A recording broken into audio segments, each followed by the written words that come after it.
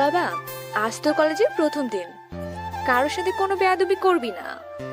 আম্মু, যেখানে অন্যায় হবে সেখানে তো আমাকে কিছু বলতে না দিয়ে।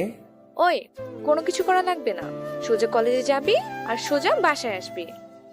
আচ্ছা, দেখা যাবে বলে আমি কলেজে চলে আসলাম। ও সরি, আপনাদের তো আমার পরিচয় দেওয়া হলো না।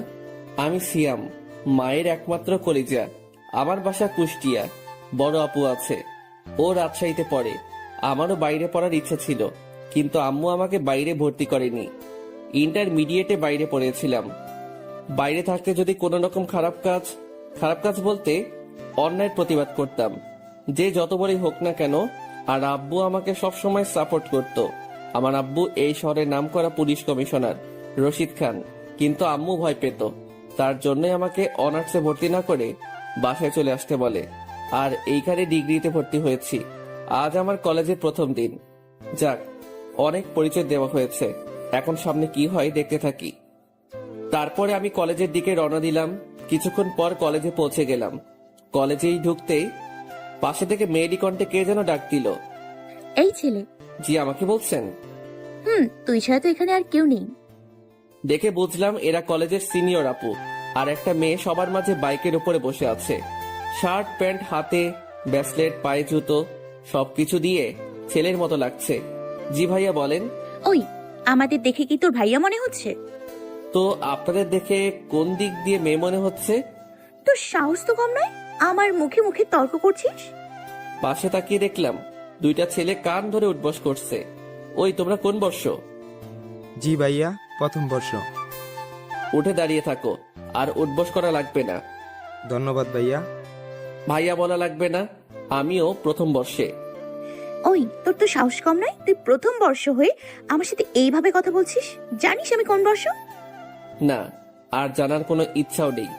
কুত্তার বাচ্চা, তোর সাহস তো কম নয়। বলার সাথে সাথে ঠাস করে পড়ে গেল। ও, সেটা আবার গালে না, ওই আপুর ঠোঁটে। ঠিক শুনেছেন, আমি ওনাকে চড় দেইনি, তাকে কিস করেছি।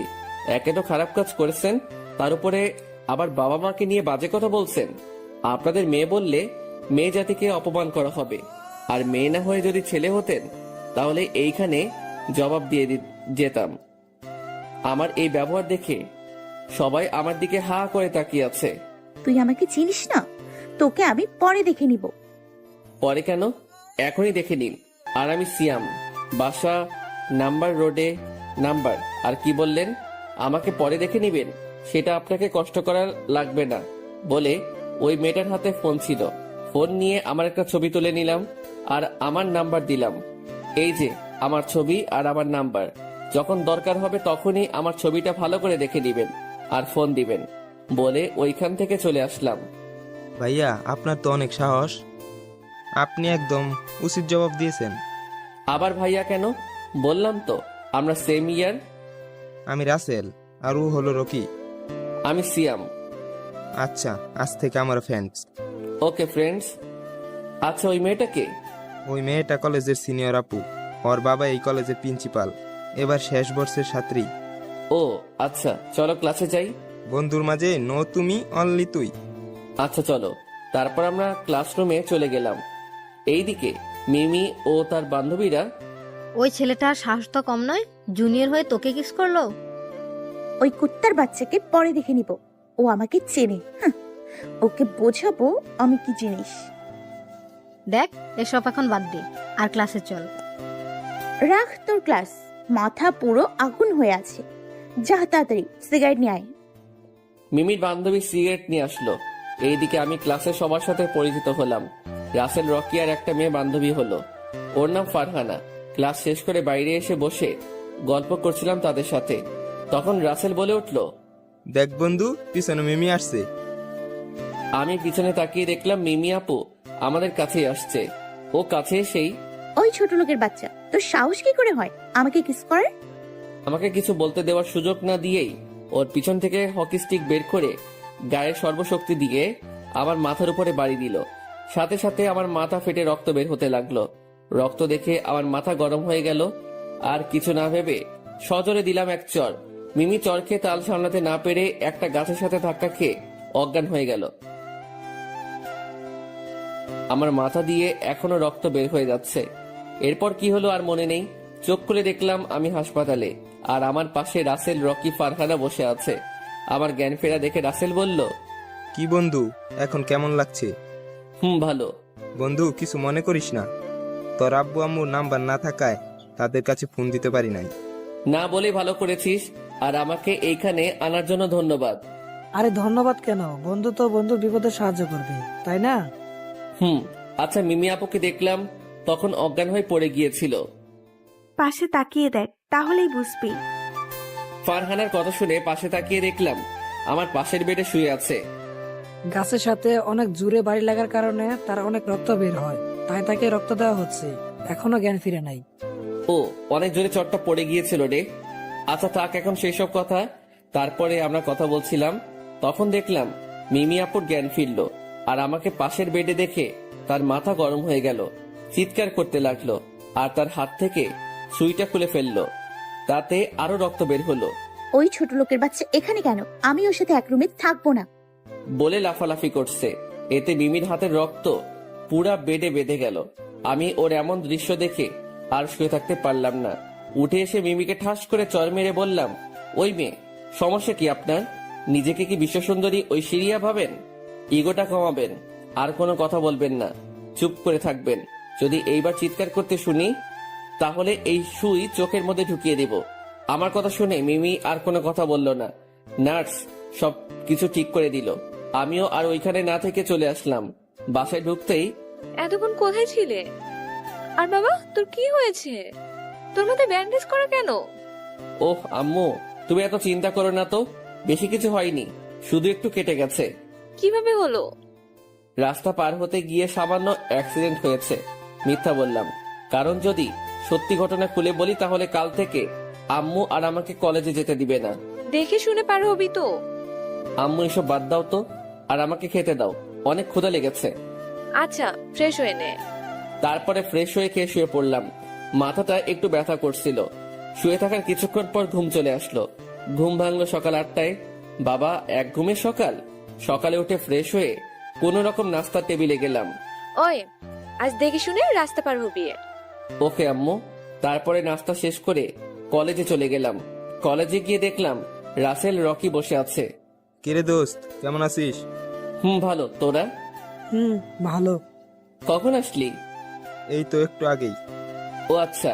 তারপরে আমরা বসে আড্ডা দিচ্ছিলাম, তখনই দেখলাম কে যেন পিছন থেকে ডাক দিল। তাকিয়ে দেখলাম মিমি আপু। মিমি আপু আমার কাছে এসেই আমাকে, আসলে আমি সত্যিই দুঃখিত, তোমার সাথে অনেক খারাপ ব্যবহার করেছি। মিমি আপুর কথা শুনে আমি সহ আমার সব বন্ধুরা অবাক হয়ে গেল। কাল পর্যন্ত গুন্ডি বলে চিনতাম, আর আজ একদিনে এত চেঞ্জ। ব্যাপার কি? কিছুই তো বুঝলাম না। অন্য কোনো ধান্দা করেছি নাকি? মনে মনে ভাবলাম। কি হলো, কথা বলছো না কেন? জি, আপু এসব মনে করে নিজেকে ছোট করবেন না। আর ভুল তো আমিও করেছি। না, তোমার থেকে আমিই বেশি করেছি। মিমি, মিমি বলে ডাকি। আপু বলতে কেমন লাগে? আচ্ছা আপু, এসব বাদ দিন এখন।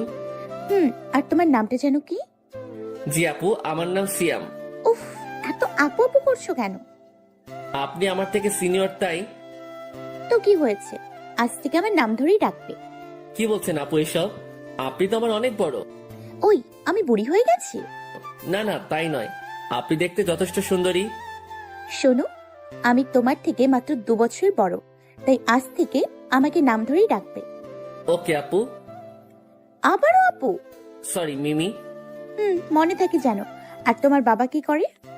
একটা ছোটখাটো ব্যবসা করে। মিথ্যা বললাম, আসলে আব্বু পাওয়ার চলতে আমার ইচ্ছা করে না। আমি সাধারণভাবেই চলি, আর আমাকে দেখে কেউ বুঝতে পারবে না যে আমার আব্বু এই শহরের নামকরা কমিশনার। মিমির মুখের দিকে তাকিয়ে দেখলাম কেন একটু খুশি লাগলো ওর। যাক, তারপরে আরো কথা বলে বাসায় চলে আসলাম। এই ছিল মিমির আপু টুকু। মিমির সাথে পরিচয় হওয়া। মিমি দেখতে অনেক মায়াবী, লম্বা লম্বা চুল, ঠোঁটের নিচে একটা কালো তিল আছে। কলেজের যে কেউ দেখলে ক্রাশ খাবে, কিন্তু ওর এমন গুন্ডি আচরণ দেখে কেউ ভয়ে কিছু বলতে পারে না। সব সময় ছেলেদের মতো পোশাক পরে থাকে। যাক, তারপরে বাসায় এসে ফ্রেশ হয়ে ঘুমিয়ে গেলাম। ঘুম ভাঙলো ফোনের রিংটনে। ওই শালা তাড়াতাড়ি চলে আয়, আজ ফাইনাল খেলা আছে। বলে ফোন কেটে দিল। আমিও উঠে তাড়াতাড়ি ফ্রেশ হয়ে মাঠের দিকে রওনা হলাম। ও, আপনাদের তো বলাই হলো না, তখন ফোন দিয়েছিল আমার ছোটবেলার একমাত্র কলিজার বন্ধু রনি। আমরা ক্লাস 10 পর্যন্ত একসাথে পড়েছিলাম। 10 পাশ করে দুইজন আলাদা হয়ে যাই। যাক, এইসব না বলে গল্পে ফিরি। মাঠে পৌঁছে দেখলাম আমার সব বন্ধুরা বসে আছে। রনি, মুন্না, নীল, রিয়াজ, সাকিব, সবুজ, আরো অনেকেই। ওই তুই জানতি না আজকে ফাইনাল খেলা? জানতাম, ঘুমিয়ে পড়েছিলাম তাই। আচ্ছা, আমরা আগে ব্যাটিং পেয়েছি, তুই আগে যা। এইমাত্র আসলাম, তুই যা, আমি পরে নামছি। না, তুই আগে যা। আচ্ছা যাচ্ছি, তবে আউট হয়ে গেলে দোষ দিবি না কিন্তু। আচ্ছা যা। আসলে আমার ক্রিকেট খেলা ভালো লাগে না, কিন্তু ওদের জোরাজোরিতে খেলতে হয়। তারপরে আমি নামলাম, প্রথম থেকে শেষ পর্যন্ত খেললাম। 189 রান করলাম আমরা মোট। তারপরে ওরা ব্যাটিং করলো, অনেক কষ্টে জিতলাম। তারপরে খেলা শেষ করে বাসায় চলে গেলাম। বাসায় ফ্রেশ হতেই আব্বুর ফোন আসলো। আব্বু বলো। কোথায় আছিস বাবা? বাসায় আছি। ও, কোনো দরকার আছে আব্বু? আসতে হবে? আসলে ভালো হতো। এই তো চলে এসেছি আমি। তবে সাবধান, তোর আব্বু যেন বুঝতে না পারে। ওকে, তুমি চিন্তা করো না, বলে আমি ফোনটা রেখে দিলাম। কাপড় চেঞ্জ করে বাইরে যেতেই আম্মু বলে উঠলো, আর পরের বার যেন এত রাত না হয়। তারপরে আমি চলে আসলাম আব্বুর কাছে, পুলিশ স্টেশনে। আব্বু বলো। এইমাত্র একটি লোককে ছেড়ে দেওয়া হলো। এখানে তার সবকিছু দেয়া আছে, তুই তাকে ফলো করে যাবি, আর কোথায় যায় কি করে এভরিথিং সবকিছু দেখবি। Okay sir. স্যার?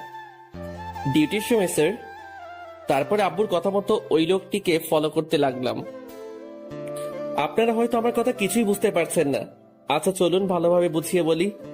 আসলে আমার ছোটবেলা থেকে ইচ্ছা যে আমি কোনো সিক্রেট কাজ করব, মানে গোয়েন্দা। কিন্তু আমার আম্মু ভয়ে আমাকে এর মধ্যে ঢুকতে দেয় না। তবে আব্বু সবসময় সাপোর্ট করে। 6 আগে এই গোয়েন্দা বিভাগের মধ্যে আসি, আর এই বিষয়ের জন্য বাইরে থেকে 2 বছর ট্রেনিং নেওয়া আছে। আপনারা হয়তো ভাবছেন এই 2 বছর সময় কখন পেলাম। আমি আগেই বলেছি, আমি 2 বছর বাইরে থেকে লেখাপড়া করে এসেছি। লেখাপড়ার পাশাপাশি এই ট্রেনিং শেষ করেছি। আমার উদ্দেশ্য ছিল এইটা, কিন্তু পড়াশোনাও লক্ষ্য ছিল, তাই দুইটাই করেছি।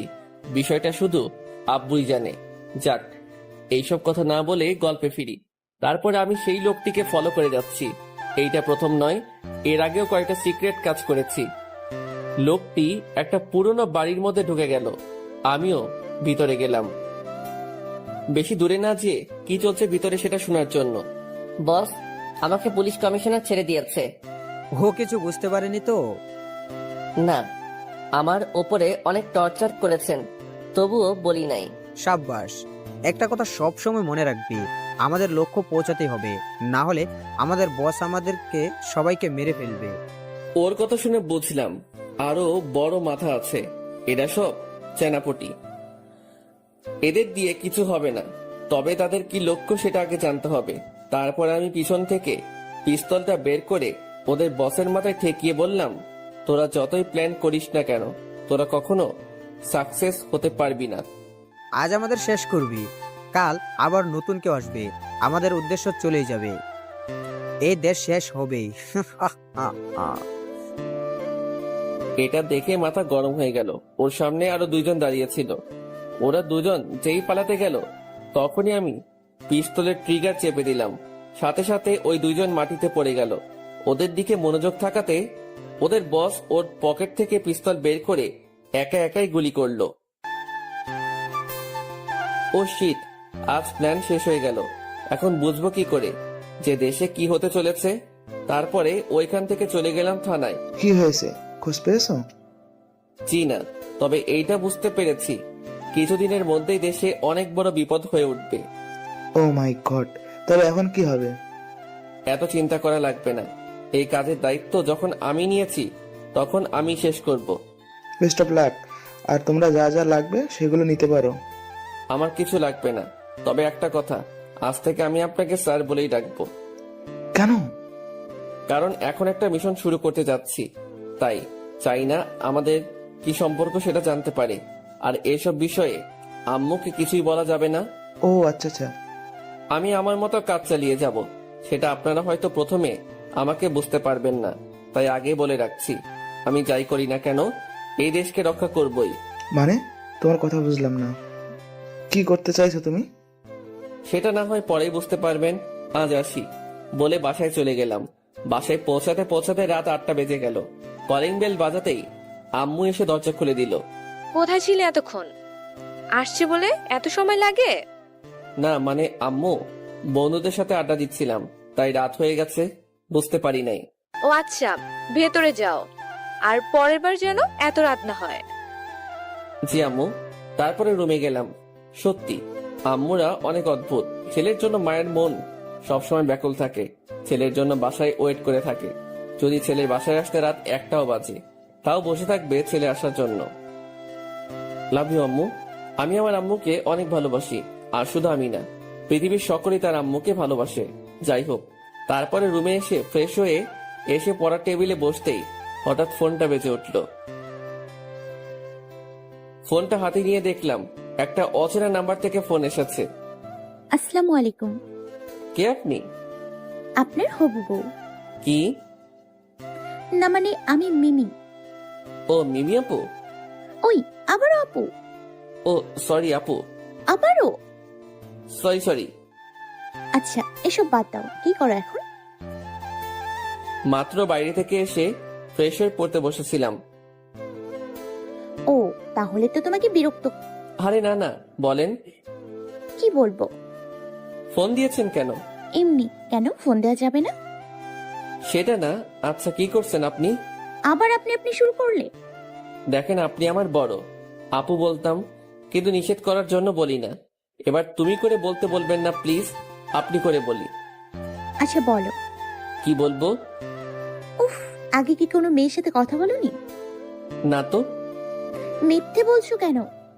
মিথ্যা নয়, সত্যি। কি বলো, তোমার মতো এত রোমান্টিক মানুষ কারোর সাথে কথা বলে না? ওই আপনি কিভাবে জানলেন আমি রোমান্টিক? তোমার গল্প আগে অনেক পড়েছি, কিন্তু তোমাকে চিনতাম না। ও তো বলো। কি বলবো? কয়েকটা প্রশ্ন করো। কি হলো, তুমি কান্না করছো কেন? আমার সাথে কোনো মেয়ে কথা বলে না, আর কোনো মেয়ে যদি নক করে তখন ইনবক্সে ঢুকে দেখে এই মেসেজটা ফরওয়ার্ড করেন, না করলে কালকের মধ্যে আপনার বউ মরে যাবে। মিমি হাসতে হাসতে খাটের উপরে লাফালাফি করতে লাগলো। ওই এত হাসছেন কেন? তোমার কথা শুনে। ও যা সত্যি সেটাই বললাম, তবে আপনাকে না। তাহলে কাকে? আমার কষ্টের কথা আমি পাঠক পাঠিকাদের কাছে তুলে ধরছি। যাই হোক, আচ্ছা ঘুমাবে কখন? রাত 2টা। এত রাত পর্যন্ত জেগে কি করবে? আমার তো আর বাবু শোনা নাই যে তার সাথে সারা রাত কথা বলবো। তাহলে এত রাত পর্যন্ত কি করবে? 11টা পর্যন্ত পারবো, তারপরে 2টা পর্যন্ত পার্সোনাল কাজ করব। কি এমন পার্সোনাল কাজ যে এত রাত পর্যন্ত জেগে থাকা লাগবে? বললে হাসবেন না তো? আজব তো, হাসবো কেন? না মানে আমার পার্সোনাল কাজ শুনে যদি হাসতে লাগেন। আচ্ছা হাসবো না, বলো। বলবো? বলো। আসলে আমি রাত 2টা পর্যন্ত মুভি দেখি। মানে রাতে কম্বলের নিচে রাত 2টা পর্যন্ত রোমান্টিক মুভি দেখি। আচ্ছা এই জন্যই তো ভাবি আপনি এত রোমান্টিক গল্প লিখেন কিভাবে। কিভাবে? এই যে তুমি রোমান্টিক মুভি দেখতে দেখতে তুমিই রোমান্টিক হয়ে গেছো। ও তাই? আচ্ছা, পরবর্তী গল্প কষ্টের দিব। সেটা পরে দেখা যাবে। আর আজ থেকে তাড়াতাড়ি ঘুমিয়ে পড়বে, কেমন? পারবো না তো, অনেক কষ্টে এমন অভ্যাস গড়ে তুলেছি। ইস, আমার কি সুন্দর অভ্যাস গো। তারপরে মিমির সাথে আরো অনেক কথা বললাম। ফোন কেটে দিয়ে ঘড়ির দিকে তাকিয়ে দেখলাম 1টা বেজে গেছে। এতক্ষণ কথা বললাম, জীবনের প্রথম কোনো মেয়ের সাথে এত কথা বললাম। এইটা শুধু গল্পেই, কারণ বাস্তবে আমার এক্স কালনাগিনীর সাথে কথা বলেছি। যাক, তারপরে ঘুমিয়ে গেলাম। পরের দিন সেটা না হয় কালকে জানা যাবে। ফোন কেটে দিয়ে ঘড়ির দিকে তাকিয়ে দেখলাম 1টা বেজে গেছে। যাক, তারপরে ঘুমিয়ে পড়লাম। সকালে ঘুম ভাঙলো আম্মুর ডাকে। উঠে ফ্রেশ হয়ে কলেজে চলে গেলাম, কারণ কলেজে না গিয়ে ওই কাজ করলে আম্মু বুঝতে পারবে। দুটাই একসাথে করা লাগবে। কলেজে গিয়ে দেখলাম রাসেল রকি বসে আছে। কিরে দোস্ত, কেমন আছিস? এই তো ভালো, তুই? ভালো। কিরে, তোর আবার কি হলো? এইভাবে মন খারাপ করে বসে কেন? ওই শালা তো রোমিও হয়ে গেছে। মানে? ফারহানাকে ভালোবাসে, কিন্তু ফারহানা অন্য একটা ছেলেকে ভালোবাসে। আরে কলেজে কি মেয়ের অভাব নাকি? একটা গেছে অন্যটার পিছনে যা। না দোস্ত, আমি ওকে অনেক ভালোবাসি। কিন্তু তোকে তো ও ভালোবাসে না। সেই জন্যই তো তোকে বললাম, এখন তুই সাহায্য করবি, কিভাবে করবি সেটা জানি না। ওই, আমি সাহায্য করব মানে? তুই যা শুনেছিস সেটাই, কিভাবে করবি সেটা তোর ব্যাপার, কিন্তু ফারহানা যেন আমার হয়। আমি পারবো না। পারবি না তো? অবশ্যই না। আচ্ছা দেখ আমি কি করি। আচ্ছা দেখি কি করিস। তারপরে রকি সবাইকে উদ্দেশ্য করে বলল, একটা ছেলে কথা আপনাদের কাছে বলি। একটা ছেলে যে ডিগ্রি প্রথম বর্ষে পড়ে, আর একটা মেয়ে শেষ বর্ষে পড়ে। তাদের প্রথম ঝগড়া দিয়ে শুরু হয়, পরে কিসিং, কেয়ারিং, আর এখন তাদের মধ্যে প্রেম চলছে। জুনিয়র সিনিয়রের প্রেম চলছে। তাদের নাম শুনবেন না? হুম। রকির কথা শুনে বুঝতে পারলাম ওই শালা আমার কথাই বলছে, তাই ওকে কিছু বলতে না দিয়ে বসিয়ে দিলাম। ওই শালা চুপ। আগে তুই বল, সাহায্য করবি? আচ্ছা আচ্ছা করব। ওকে বন্ধু। রাখ তোর বন্ধু। আচ্ছা বল, কখন বলবি? কালকে। কেন আজ বলবি না? শালা তোর মতো রোমিং না যে কি বলবো সেটা এখনই বলতে পারবো। রাতে ভেবে কালকে বলবো। রাজি হলে ভালো, আর না হইলে যা। আচ্ছা আচ্ছা তাই হবে। তারপরে ক্লাসে গেলাম। বাইরে গেলাম, দোস্ত আর ক্লাস করব না, একটু কাজ আছে। ও আচ্ছা, যা। আর আমার কথাটা মনে রাখিস। হুম হুম ভাই, থাকবে। তারপরে চলে আসলাম। কলেজের গেটের সামনে যেতেই দেখলাম মিমি আপু দাঁড়িয়ে আছে। আমি তাকে না দেখার ভান করে পাশ দিয়ে বাইক নিয়ে চলে যেতে লাগলাম, কিন্তু সেটা আর ওর চোখে আড়াল হলো না, কারণ সে আমার জন্যই দাঁড়িয়ে আছে। ওই দাঁড়ো দাঁড়ো। জি বলেন। বলবো মানে, সেই কখন থেকে দাঁড়িয়ে আছি তোমার সাথে যাব বলে, আর তুমি আমাকে না নিয়ে চলে যাচ্ছ। কোথায় যাবেন? বাসায় যাব। নিয়ে যেতে পারি একটা শর্তে। কি শর্ত? আপনি এই পোশাক আর পরবেন না। কাল থেকে বোরখা হিজাব পরে কলেজে আসবেন। কেন? আমি এগুলো পরে আসলে তোমার কি? না মানে এইগুলো করে আসলে আপনাকে ভালো লাগে না। আচ্ছা সব বাদ দিয়ে চলো। তারপরে মিমি বাইকে উঠে একবারে আমার সাথে মিশে বসলো। আপু। ওই কি বললে? না মানে বলছিলাম আপনি পিছনে একটু এগিয়ে বসেন। কেন? না মানে আমার কেমন যেন লাগছে। নিজেকে কন্ট্রোল করতে পারবে না তার জন্য বলছো, তাই তো? থাক, আর এত অবাক হওয়া লাগবে না, চলো। তারপরে বাইক চালাতে লাগলাম। মিমি আস্তে আস্তে আমার আরো অনেক কাছে চলে আসলো। এত কাছে আসলো যে তার গরম নিঃশ্বাস আমার ঘাড়ে পড়ছে। ইস, আমার সারা শরীর যেন কেঁপে উঠলো। একটা অনুভূতি কাজ করছিল, সেটা কাল পর্যন্ত আমার মাঝে ছিলই না। যাক, তারপরে আর বেশি চিন্তা করতে গেলে অ্যাক্সিডেন্ট করে ফেলবো। তারপরে মিমি আপুকে নামিয়ে দিয়ে এসে চললাম আমার উদ্দেশ্যে। কোথায় তুমি? আর কোনো কিছু খবর পেয়েছো? না ভাইয়া, তেমন কিছু পাইনি। এই কয়েকদিন কিছু অদ্ভুত ব্যাপার লক্ষ্য করছি। আচ্ছা, তুমি এখানে আসো বলে আমি ফোনটা কেটে দিলাম। ও হচ্ছে রাজ, ওর সাথে 2 বছর গোয়েন্দা বিভাগে একসাথে ট্রেনিং করেছিলাম। ওর থেকে আমি 1 বছরের বড়। যাক, তারপরে ওর বলা জায়গায় চলে আসলাম। বলো এবার, কেমন অদ্ভুত ব্যাপার দেখছো? ভাইয়া, আমি কয়েকদিন ধরে লক্ষ্য করে দেখলাম হাসপাতালে যে কোনো রোগী অপারেশন রুমে ঢুকলেই রোগী মারা যাচ্ছে বলে বোঝানো হচ্ছে, কিন্তু কাল একদিনই 25 জন মারা গিয়েছে। What, are you sure? আচ্ছা শুনো, তুমি কাল থেকে ওই হাসপাতালটা ফলো রাখবে। কি হচ্ছে সেটা আগে জানতে হবে। জি ভাইয়া। তবে সাবধান, কেউ যেন বুঝতে না পারে যে তুমি তাদেরকে ফলো করেছো। ওকে ভাইয়া। তারপর আমি বাসায় চলে আসলাম। বাসায় এসে ফ্রেশ হয়ে রুমে গেলাম। বিকেলে বাইরে বের হলাম না। রাতে রুমে বসেছিলাম। বসে থাকতে ভালো লাগছিল না, তাই মিমির কাছে ফোন দিলাম।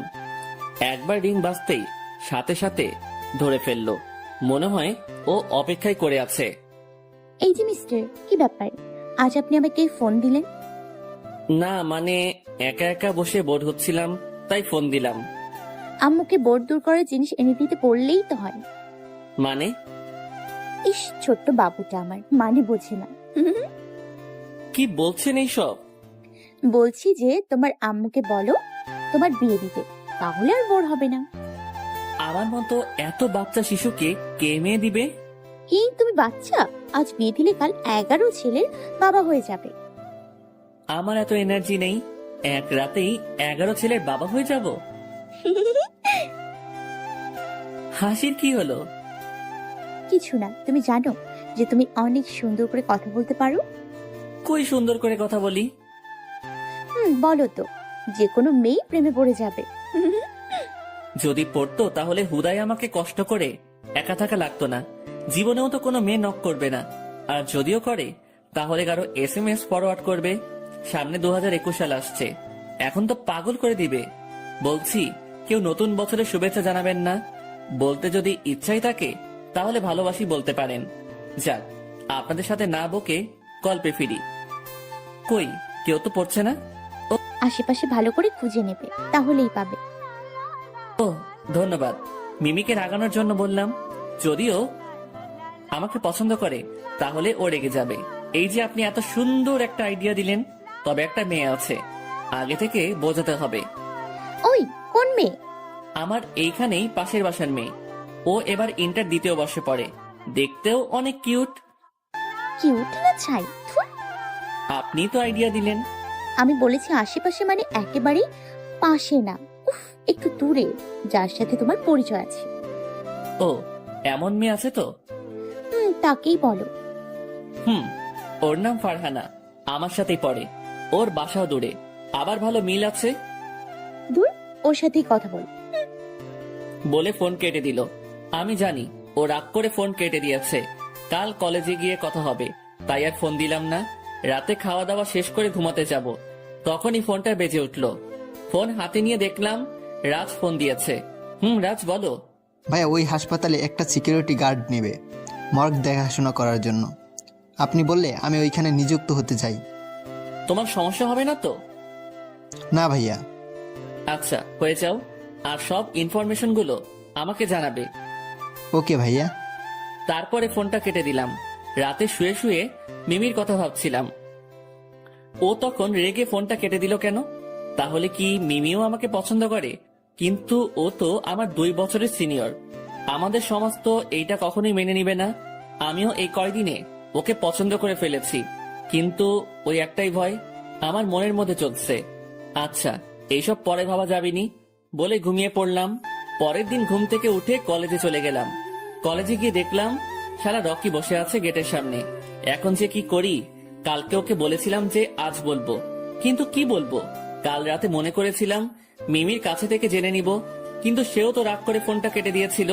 কি যে করব এখন? ওকে না দেখার ভান করে পাশ কেটে চলে যেতে লাগলাম। হঠাৎ পিছনে থেকে কে যেন আমার ঘাড়ে হাত দিল। কোথায় যাচ্ছ ভাইয়া? কালকের কথা মনে নেই? আরে রকি, তুই কখন আসলি? ভাই, তুই বাংলা সিনেমায় চান্স পেয়ে যাবি। মানে? এত সুন্দর অভিনয় তো শাকিব খানও করতে পারে না। শালা, আমাকে না দেখার বান করে চলে যাচ্ছ, তাই না? আরে না, তোকে দেখতে পাইনি। এই 5 ফুট গেটের সামনে 6 ফুট মানুষ দাঁড়িয়ে আছে, আর তুই কিনা বলছিস তাকে দেখতে পাচ্ছিস না? সত্যি বলছি ভাই। থাক এইসব কথা, বাদ দে। আর আজকে যেভাবে হোক ফারহানাকে তুই রাজি করাবি। না মানে হয়েছে কি ভাই? ওই, তোর কোনো কথাই শুনতে চাই না। ওই তো ফারহানা আসছে, যা ওর কাছে, বলে এক ধাক্কা দিয়ে ওকে পাঠিয়ে দিলাম। আরে সিয়াম, কেমন আছিস? ভালো, তুই? ভালো। এ কি, তোর হাত পা কাঁপছে কেন? কিছু বলবি নাকি? না মানে হ্যাঁ।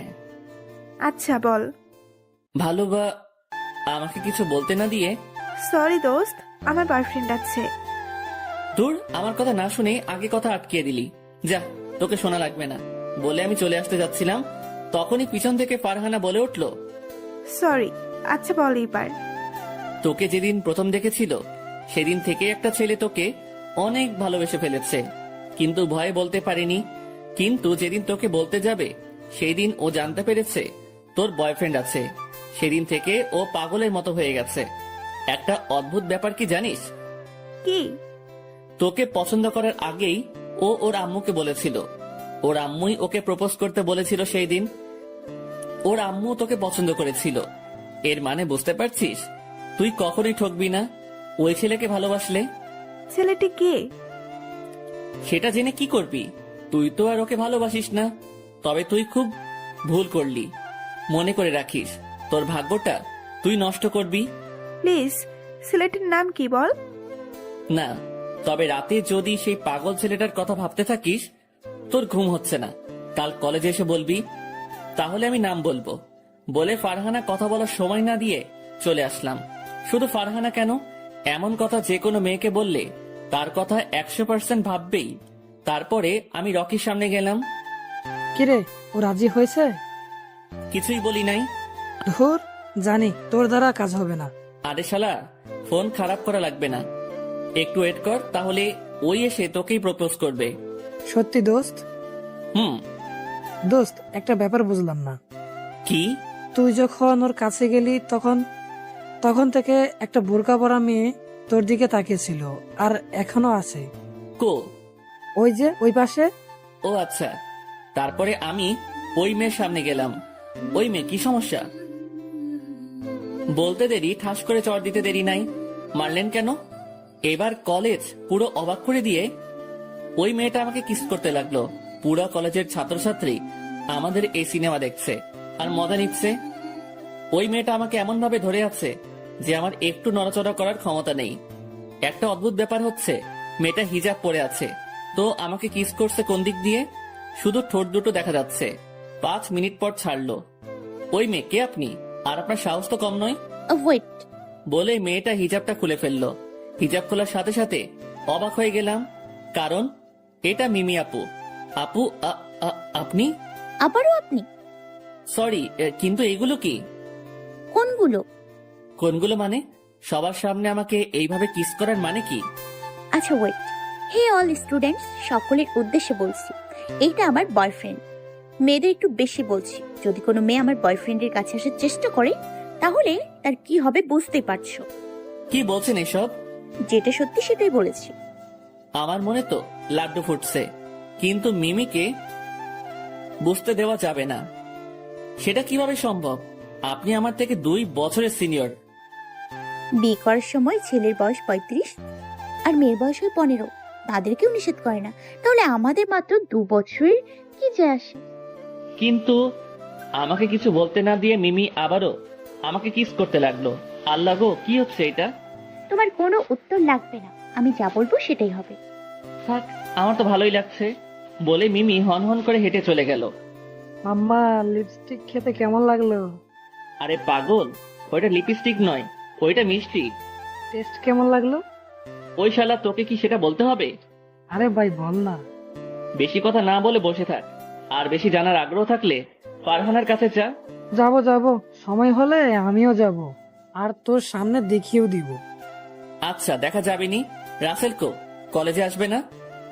না, ওর নানির বাসায় বেড়াতে গিয়েছে। শালা বেড়াতে গেছে, অথচ আমাকে বলে যায়নি। আগে আয়, পরে মজা বোঝাবো। আচ্ছা, ক্লাসে চল। তারপরে ক্লাসে চলে আসলাম। ক্লাস শেষ করে বাইরে বসেছিলাম, তখন আমার কাছে মিমি আসলো। ওই, তোমার ক্লাস আছে? আছে একটা। কেন? রাখো ক্লাস, চলো। কোথায়? বেড়াতে যাব। কিন্তু আমার তো ক্লাস আছে। চলো তো। আমার হাত ধরে টেনে বাইকের সামনে নিয়ে গেল। তারপরে আর কি, কোনো কথা না বাড়িয়ে বাইক চালাতে লাগলাম। কিন্তু কালকের থেকে আজ আমার অনেক কাছে এসে আমাকে জড়িয়ে ধরে আছে। আজ যেন কেমন কেমন লাগছে। একটু দূরে থাকেন প্লিজ। কেন, কষ্ট হচ্ছে বুঝি? মনে করেন সেটাই। আচ্ছা চলো তো, কিছুক্ষণ পর সব কষ্ট পুষিয়ে দিব। মানে? উফ, এত মানে করছো কেন? আগে চলো। কোথায় যাব? যেদিক দিয়ে যেতে বলবো সেদিক দিয়ে যেতে থাকবে। জি। তারপরে মিমির কথা মতো যেতে লাগলাম। কিছুক্ষণ যাওয়ার পর, এ কি, এটা তো সিনেমা হল। এইখানেই তো রোম্যান্স হবে। মানে? এত মানে করে লাগবে না, ক্যাবলা কান্ত। আগে ভেতরে চলো, তারপরে সব বুঝিয়ে দিচ্ছি। তারপরে মিমির কথা মতো সিনেমা হলে ঢুকলাম। মিমি টিকিট কেটে এক কর্নারে দুজনে বসলাম। আমি বসতেই মিমি আমার কোলের উপরে বসে পড়ল। এ কি, আপনি আমার উপরে বসছেন কেন? পাশে তো সিট আছেই। আচ্ছা তো কি হয়েছে, আমি তোমার কাছে আসবো। তাহলে একটা টিকিট কিনতেন, তাহলে 1টার টাকা বেঁচে যেত। ওই চুপ, কোনো কথা হবে না, চুপচাপ বসে থাকো। মিমির কথা মতো চুপচাপ বসে থাকলাম। কিছুক্ষণ পর হঠাৎ মিমি আমাকে কিস করতে লাগলো। কি হচ্ছে আমার সাথে? রিমি 5 মিনিট পর ছেড়ে দিয়ে বলল, ওই তুমি কি গাধা? গাদা হব কেন? সেটাই তো মনে হচ্ছে। কেন? আচ্ছা, এক হাতে কি কখনো তালি বাজে? না। আমাদেরও তাই হয়েছে। মানে সেটা পাশে তাকালেই বুঝবে। মিমির কথা মতো আমার পাশে তাকিয়ে দেখলাম একটা ছেলে একটা মেয়েকে কিস করছে। ওরা তো কিসিং করছে। সেটা তো করছে, কিন্তু ওদের মতো আমাদের কোনটা মিল নেই দেখো তো। আমি ভালোভাবে দেখে বললাম, কই, সবই তো ঠিক আছে। এই জন্যই তো তোমাকে গাধা বলি। এবার আচ্ছা দেখো, ওরা একে অপরকে রেসপন্স করছে, আর কিসিং এ এটাই আসল। একজন আরেকজনকে রেসপন্স না করলে সেই কিসিং এর মজা হয় না। আচ্ছা, আপনি এত কিছু জানলেন কিভাবে? টিভিতে দেখে শিখেছি। ও, এইবার শুরু করবে, আর আমি যেভাবে যেভাবে করব তুমিও আমার সাথে সেভাবে সাড়া দিয়ে যাবে। আচ্ছা। আচ্ছা বলতে দেরি, মিমির অ্যাটাক করতে দেরি নাই। মিমি আমার ঠোঁট চুষতে লাগলো, আমিও মিমির সাথে রেসপন্স দিতে লাগলাম। এইভাবে অনেকক্ষণ চলল। মিমি এখনো আমার কোলের উপরে বসে আমাকে শক্ত করে জড়িয়ে ধরে কিস করেই যাচ্ছে। এইভাবেই চলতেই যাচ্ছে। আমারও অনেক অনেক অনেক অনেক অনেক ভালো লাগছে। এমন মজা জীবনে কখনো পাইনি। জীবনে প্রথম কিস মিমির সাথেই, আবার সেটা যদি হয় সিনিয়র আপুর সাথে, উফ, মজাই আলাদা। আমাকে বেশি কষ্ট করা লাগবে না, কারণ সিনিয়ররা বোঝে কখন কি করতে হয়। যাক, তারপরে এইভাবে আরো 1 ঘন্টা চলার পর এখন বন্ধ হয়ে গেল। কেমন লাগলো বাবু? পুরাই রসেধারি। আরো লাগবে নাকি? মন্দ হয় না, তবে এইবার হবে আমার স্টাইলে বলে আমি মিমির গাল ধরে শুরু করে দিলাম ফিল্ম স্টাইলে।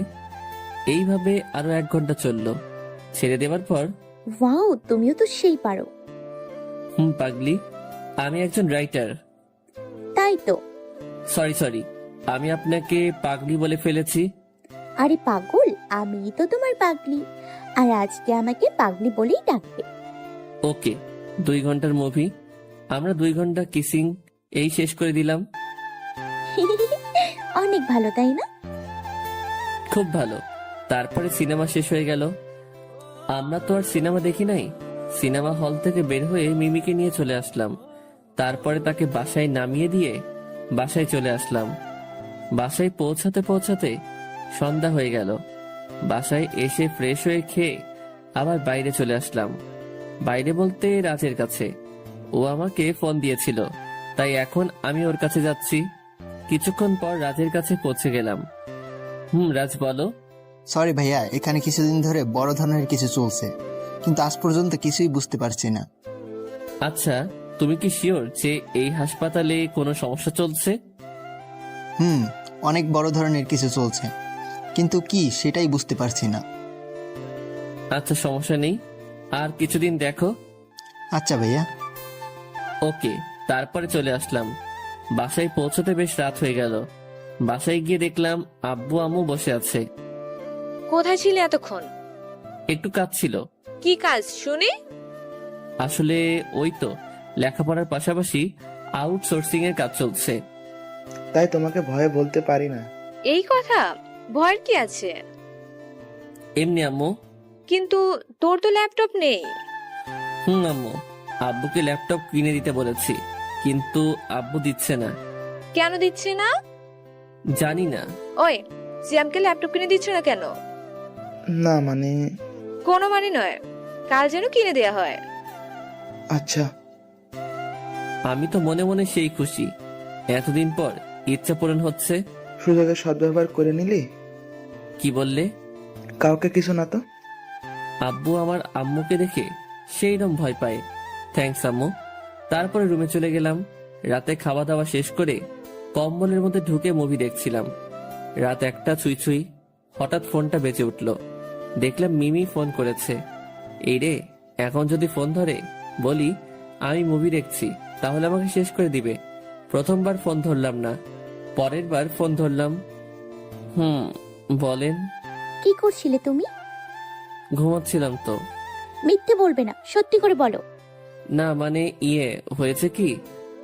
থাক, আর বলা লাগবে না। এক্ষুনি চলে আসো আমার বাসায়, ঘুম হচ্ছে না আমার। মাথা ঠিক আছে আপনার? এখন রাত 1টা বাজে, তার উপর শীতের রাত। এত কিছু জানি না, এক্ষুনি আসবে সেটাই জানি। বলে ফোন কেটে দিল। এইদিকে আমি পড়লাম মহাবিপদে। এত রাতে ঠান্ডার সময় বাইরে যাব কি করে? কিন্তু না গেলেও তো হবে না। উঠে ফ্রেশ হয়ে বের হয়ে আসলাম। ওর বাসা থেকে আমার বাসা বেশি দূরে ছিল না, তাই বেশি একটা সময়ও লাগলো না। ওর বাসায় পৌঁছালাম, কিন্তু ওর বাসা তো 2 তলা। এখন বুঝবো কি করে ওর রুম কোনটা? উপরের রুমে দেখলাম লাইট জ্বলছে, ভাবলাম ওইটাই ওর রুম। যেই ভাবা সেই কাজ, অনেক কষ্টে পাইপ বেয়ে উপরে উঠলাম। আমার আইডিয়াই ঠিক ছিল, ওইটাই মিমির রুম। দরজা খোলাই ছিল, তাই ভিতরে গিয়ে দেখলাম মিমি ঘুমিয়ে আছে। ওর মাথার পাশে বসলাম। মিমিকে ঘুমন্ত অবস্থায় দেখতে জেনে ঠিক জান্নাতি হুরের মতন লাগছে। ওর মাথায় হাত বুলিয়ে দিতে লাগলাম। হঠাৎ তার ঠোঁটের দিকে বদ নজর চলে গেল। কন্ট্রোল সিয়াম, কন্ট্রোল। ওইটা তো সিনিয়র আপু। আরে ধুর, ওর কথা বাদ দে। ও তো তোকে ভালোবাসে, তাহলে তোর সমস্যা কোথায়? আর ভালোবাসা কখনো বয়স মানে না। শালা নিজে এখন কনফিউজড হয়ে গেলাম। ধুর, যা হয় পরে দেখা যাবে বলেই মিমির ঠোঁট চুষতে শুরু করে দিলাম। এইদিকে মিমি আমার ঠোঁটের স্পর্শ পেয়ে কেঁপে উঠল আর মিটমিটে হাসতে লাগলো। তার মানে ও এতক্ষণ ঘুমের অভিনয় করেছিল। ও আমার সাথে রেসপন্স দিতে লাগলো। থাক না, অভিনয় করলে কি, ভালোই তো লাগছে। যাক, তারপরে এইভাবে কিছু সময় চলার পরে ছেড়ে দিলাম। কি হলো, ছেড়ে দিলে কেন? ঠান্ডা লাগছে আমার ও, এই ব্যাপার। বলে মিমি আমাকে কম্বলের মধ্যে নিয়ে ও আমার বুকের উপর চেপে বসে, আবারও ঠোঁট মিলিয়ে দিল। উফ, এত মজা লাগছে যে বলে বোঝাতে পারবো না। এইভাবে আরো কিছু সময় চললো। হঠাৎ আজানের ধ্বনি কানে আসলো। হঠাৎ মানে ভোর হয়ে গেছে, তাই ওই ছাড়েন তাড়াতাড়ি। কেন? কেন মানে আজান দিচ্ছে, শুনতে পাচ্ছেন না? তো কি হয়েছে? কিছু হয়নি, তবে অনেক কিছু হতে পারে এখন। কিছুই হবে না, শুধু বিয়ে দিয়ে দিবে। পাগল নাকি? এখন আপনাকে বিয়ে করতে যাব কোন দুঃখে? ওই কি বললি, আমাকে বিয়ে করবি না? আরে আমি সেটা বলি নাই। তাহলে কি বলছো? বলছি এখন বিয়ে করব না, পরে বিয়ে করব, কিন্তু এখন আপনাকেই ভালোবাসবো। সত্যি তো? সত্যি। আচ্ছা যাও। বলে মিমি আমার কপালে একটা কিস করে জড়িয়ে ধরলো। যাক, তারপরে আবার চুপি চুপি নিচে নেমে আসলাম। যাক বাবা, বাঁচলাম। যে ভয় পাচ্ছিলাম, কিন্তু এই কথাটা আমি ভুল ভেবেছিলাম। পিছনে তাকিয়ে দেখলাম জিনিস, হাতে জিনিস নিয়ে দাঁড়িয়ে আছে। মানে দারোয়ান তো নয়, যেন উগান্ডায় থেকে আসা নিগ্রো। তার উপরে হাতে থাকা চকচকে তেল দিয়ে মালিশ করা লাঠি। বুঝতেই পারছি আজ কপালে শনি আছে। আসসালামু আলাইকুম চাচা। চাচার নাম কি? চাচার বাসা কোথায়? এসব কথা বাদ দিয়ে বলো, উপরে কি চলছিল? কোন উপরে চাচা? ওই যে 2 তলায়। বলে চাচা হাত দিয়ে দেখালো। এইদিকে আমি ফুরুত, আমার দিকে তাকিয়ে দেখে আমি দৌড় দিয়েছি। চাচা দেখতে দেখতে আমি কুয়াশার মধ্যে হারিয়ে গেছি। এই দৌড়ে বাসার সামনে এসে ঠাস করে বসে পড়লাম। এমন দৌড় বাবার জন্মেও দেই নাই। বসে আছি, পিছনে থেকে বলে উঠলো, এত ভোরে কোথায় গিয়েছিলে? এই রে, মামা যদি আম্মুকে বলে দেয় তাহলে আমি শেষ। জগিং করতে গিয়েছিলাম মামা। কিন্তু দরজা তো বন্ধ আছে, আপনি কিভাবে গেলেন? আর আপনাকেও তো দেখলাম না। যেই দিক দিয়ে যাই না কেন সেটা তোমাকে জানা লাগবে না। তুমি তাড়াতাড়ি গেট খুলে দাও। আমি কিছুটা রেগে বললাম। এইভাবে না বললে মামা সারাদিন এমন প্রশ্ন করেই যাবে। তারপরে মামা খুলে দিল, আর আমিও চুপি চুপি রুমে গিয়ে শুয়ে পড়লাম। সকালে আম্মু এসে, আই সিয়ামন, কলেজে যাবি না? আম্মু একটু পরে উঠছি, তুমি যাও এখন। মাত্র তো আসলাম। কি বললি? মাত্র আসলি মানে? কোথায় ছিলি তাহলে? না না আম্মু, আমি তো বললাম সাধারণত ঘুম হয়নি, এইমাত্র ঘুমালাম তাই। তো সারা রাত কি করেছিস? গরমে ঘুম হয়নি। শীতের সময় গরম? না মানে ঠান্ডার জন্য। ও আচ্ছা, ওর তাড়াতাড়ি 9টা বেজে গেছে। বলে আম্মু চলে গেল। তারপরে আমি ঘুম থেকে উঠে ফ্রেশ হয়ে নাস্তার টেবিলে গিয়ে দেখলাম আব্বু বসে আছে। Good morning. Good morning. ওদিকে কত দূর হলো? মোটামুটি হয়েছে, আর কিছুদিনের মধ্যেই হয়ে যাবে। কি হয়ে যাবে? না মানে সিয়ামের আউটসেটিং এর কাজ। সিয়াম, তোমার আব্বু তোমাকে ল্যাপটপ কিনে দিয়েছে? না আম্মু। কি গো, কি কথা ছিল? না মানে এই তো এখনই কিনে নিব। চলো বাবা। ওকে। তারপরে খাওয়া দাওয়া শেষ করে আমি আর আব্বু শোরুমে চলে গেলাম। তারপরে ওইখানে থেকে ল্যাপটপ কিনে নিয়ে আমি কলেজে, আর আব্বু পুলিশ স্টেশনে চলে গেল। কলেজে এসে দেখলাম সবাই চলে এসেছে। আমাকে দেখে রকি দৌড় দিয়ে আমার কাছে এসে বলল, ভাই আজ কিন্তু বলাই লাগবে। কি বলবো? ওই যে ওই কথা। তোকে বলেছি না বেশি ব্যস্ত হবি না। ওই তোকে ভালোবাসার কথা বলবে। সেটা কি আমাকে বুড়ো হওয়ার পরে বলবে? না অপেক্ষা কর, হয়ে যাবে। আচ্ছা। তারপর দেখলাম ফারহানা আমাদের সামনে আসলো। ওই সিয়াম, এদিকে আয়। বল। রাতে ওই ছেলের কথা ভেবে সারা রাত ঘুম হয়নি। সারা রাত ওর কথা চিন্তা করেছি। প্লিজ ওই ছেলেটার নাম বল না। আচ্ছা, এর মানে কি জানিস? কি? তুই অজান্তেই ওই ছেলের প্রতি দুর্বল হয়ে পড়েছিস। কাল পর্যন্ত ওর সাথে কথাই বলতিস না, আর আজ ওর নাম শোনার জন্য কেমন পাগল হয়ে গেছিস। কিন্তু আমার তো বয়ফ্রেন্ড আছে, তার জন্য তো আমার মন কখনো এত ব্যাকুল হয়নি। এটাই রিয়েল ভালোবাসার চিহ্ন। আচ্ছা এইসব বাদ দে, ওই ছেলেটার নাম কি সেটা বল। সেটা তো বলা যাবে না। কেন? তুই আগে ভেবে দেখ তোর মন কি চাচ্ছে, তারপরে আমি ওকে তোর সামনে নিয়ে আসবো। এইসব ভাবার সময় নেই, আগে আমাকে ওকে দেখা লাগবে। আচ্ছা, আমি ওর নাম্বার ছাড়া কিছু দিতে পারবো না। যদি লাগে তাহলে বল, দিয়ে দিচ্ছি। আচ্ছা দে। তারপর আমি ফারহানাকে নাম্বার দিয়ে চলে আসলাম। কিরে তুই নাম বললি না কেন? আগে বলেছি বেশি ব্যস্ত হবি না, অপেক্ষার জিনিস মিষ্টি হয়। ওকে। আমরা গল্প করছিলাম, তখনই দেখলাম মিমি আমাদের দিকে তাকাচ্ছে। দোস্ত দেখ, সিনিয়র ভাবি আসছে। মানে? তোর সিনিয়র আপু থুকু গার্লফ্রেন্ড আসছে। দেখ, ফাজলামো না করে বসে থাক। এদিকে মিমি আমাদের কাছে এসে বলল, হাই সিয়াম, হ্যালো। তোমাদের মাঝে কি বসতে পারি? শিওর ভাবি। ওই চুপ। মিমি কিছু বলল না, শুধু মিটমিটে হাসি দিল। তো তোমরা সবাই কেমন আছো? জি ভালো, আপনি? আলহামদুলিল্লাহ। ও, তো তোমরা কি গল্প করছিলে? আসলেই আমাকে না বলতে দিয়ে রকি বলল, আসলে আমাদের গল্প তো আপনাকে বলা যাবে না। কেন? সিয়াম, ওই গল্পটা তো বলা যাবে না, তাই না? কি বলছিস? কোন গল্প? ওই যে ওই গল্প। কি গল্প আমাকে বলো। আসলে ও ফারহানাকে ভালোবাসে, আর ও ভাবছে আজ তাকে প্রপোজ করবে। কি বললে? আপু, ফারহানা আমাদের বান্ধবী, আর ফারহানা সিয়ামকেও পছন্দ করে। ওই কি বলছিস এসব? যেটা সত্যি সেটাই বলেছি, তুই কিছু মনে করিস না বন্ধু। মিমি আমার দিকে অগ্নি দৃষ্টিতে তাকিয়ে আছে। আল্লাহ গো, কি হবে এখন কিছুই বুঝছি না। রকি আমার দিকে তাকিয়ে মুচকি মুচকি হাসছে। শালা তোর মজা পরে বোঝাবো, আগে ঝড় সামনে নেই। আমার সাথে একটু আসো তো। কোথায়? ওইদিকে একটু কাজ আছে। কি কাজ? এখানেই বলবি না? আগে আসো, পরে বলছি। বলে মিমি আগে চলে গেল। শালা তোর মজা পরে বোঝাবো।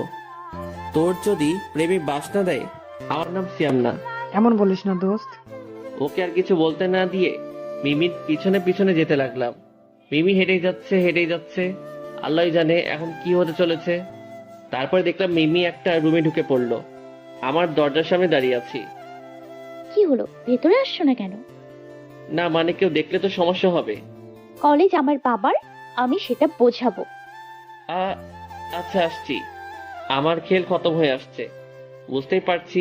আমি ভিতরে ঢুকতেই মিমি দরজা বন্ধ করে দিল। কি ব্যাপার? আপনি দরজা বন্ধ করে দিলেন কেন? আজ এই রুমে একজনের খুন হবে। আমি তোতলাতে তোতলাতে বললাম, মানে? মানে আপনাকে খুন করে জেলে যাব। কিন্তু কেন? আমি বাদে অন্য মেয়ের সাথে টাঙ্কি মারা, তাই না? দেখাচ্ছি মজা। বিশ্বাস করেন, ও আমার শুধু বন্ধু, এর থেকে বেশি কিছু না। শুধু বন্ধু, তাই না? তাহলে ও ওই কথা কেন বললো? আপনাকে রাগানোর জন্য বলেছে। থাক, আমি নিজের চোখে দেখেছি, তোমাকে আর কিছু বলার লাগবে না। না মানে? ওই চুপ, কোনো কথা হবে না। মিমির কথা শুনে আমি চুপচাপ মাথা নিচু করে দাঁড়িয়ে আছি। এর শাস্তি আজ পেতেই হবে। সরি। চুপ, কোনো কথা বলবে না। আর কিছু বললাম না। তারপরে অবাক করে মিমি আমাকে ঠাস করে কিস করতে লাগলো। আমি তো পুরাই অবাক, কি করছে মিমি? 5 মিনিট পর ছেড়ে দিল। কেমন সারপ্রাইজ দিলাম বাবু? মানে? মানে আগে ভয় পরে মিষ্টি। আমি জানি তুমি কেমন, তাই কারোর কাছে থেকে তোমার বর্ণনা নেওয়া লাগবে না। তোমার প্রতি আমার অনেক বিশ্বাস আছে। এর জন্য এত কিছু? হুম। তাই বলে এইভাবে রাগ দেখাবে? আসলে তুমি ভয় করলে তোমাকে কেমন লাগে দেখার জন্য এমন করলাম। তো কেমন দেখলেন? একদম কিউটের টিপ্পার মতো লাগলো। আমি তো ভয়ে শেষ হয়ে যাচ্ছিলাম। এখন তো পুষিয়ে দিলাম। পুষেনি। কেন?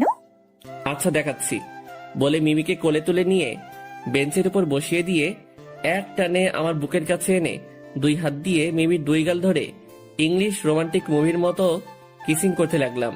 মিমি তো আমার এমন কাণ্ড দেখে অবাক হয়ে আমার দিকে তাকিয়ে আছে। আর এই সিনিয়র গার্লফ্রেন্ড আমার অবাক পরে হয়েন এখন আমার সাথে রেসপন্স দিতে থাকেন। তারপরে আমি আবারও আমার ঠোঁট দিয়ে মিমির ঠোঁট চেপে ধরলাম। এইবার মিমিও আমাকে রেসপন্স দিয়ে যাচ্ছে, আর তার 2 হাত দিয়ে আমার মাথার চুল টেনে ধরে আমার ঠোঁট চুষেই খাচ্ছে। উফ, কি একটা মোমেন্ট তা বলে বোঝাতে পারবো না।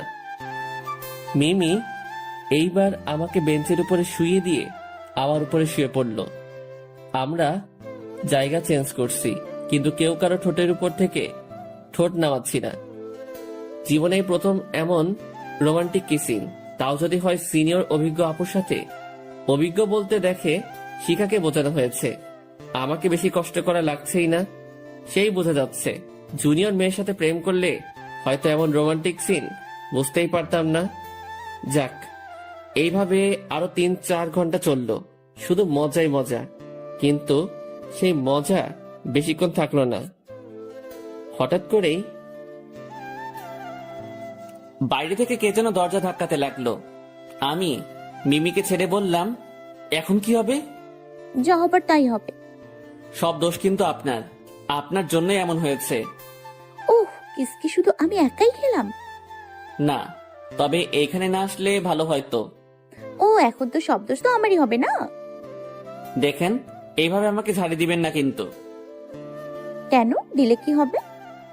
তাহলে আমি কান্না করতে লাগবো। বলে কি এই ছেলে? এত বড় একটা ছেলে, সে নাকি ঝাড়িকে কান্না করে দেয়? আর আমি কি আপনার মতো বুড়ি নাকি? আমি তো ছোট একটা বাচ্চা। ইস, আসছে আমার বাচ্চা ছেলে। ওই, আমি কি বুড়ি নাকি? না মানে, আপনি তো আমার থেকে অনেক বড়। কত হবো তো? 100 বছর? কি বলেন এসব? যা সত্যি সেটাই তো বলেছি। আচ্ছা, এসব কথা বাদ দিয়ে আগে দেখি বাইরে কে আছে। তুমি গিয়ে দরজাটা খুলে দাও। আমি যাব কেন? দরজা আপনি বন্ধ করেছেন, আপনি যাবেন। তুমি যাবে না, আমি চিৎকার দিব। চিৎকার দিবেন কেন? বলবো তুমি আমাকে জোর করে এই রুমে নিয়ে এসছো। কি এত বড় মিথ্যা কথা? সেটা আমি আর তুমি জানি, বাইরের কেউ তো জানে না। আমি আর কিছু না বলে দরজা খুলে দিলাম। দরজা খুলে দেখলাম আমার হারামিগুলো দাঁড়িয়ে আছে, রকি, রাসেল, বাপ্পি আর ফারহান। সরি দোস্ত, আমার জন্য তোকে অনেক মার খাওয়া লাগলো। তখন আমি মজা করে বলেছিলাম। আরে কি শুরু করলি তোরা? থাক, আর মিথ্যা বলা লাগবে না। তুমি রুমে ঢুকে সব লিপস্টিক খেয়ে এখন মিথ্যা বলছো। তোমরা আসে সময় পেলে না? দেখছোই তো ভেতরে রোম্যান্স চলছে। সরি আপু, আমরা বুঝতে পারি নাই। It's okay. চল দোস্ত, ক্লাসে যেতে হবে। ওই দাঁড়া, আগে তোর ঠোঁটের নিচে থেকে লিপস্টিকটা মুছে ফেল।